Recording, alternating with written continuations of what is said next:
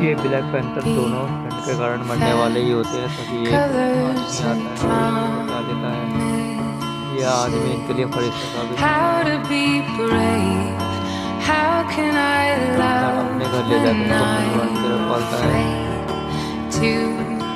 ये दोनों बिल्कुल ठीक है, सुरक्षित हो जाते हैं।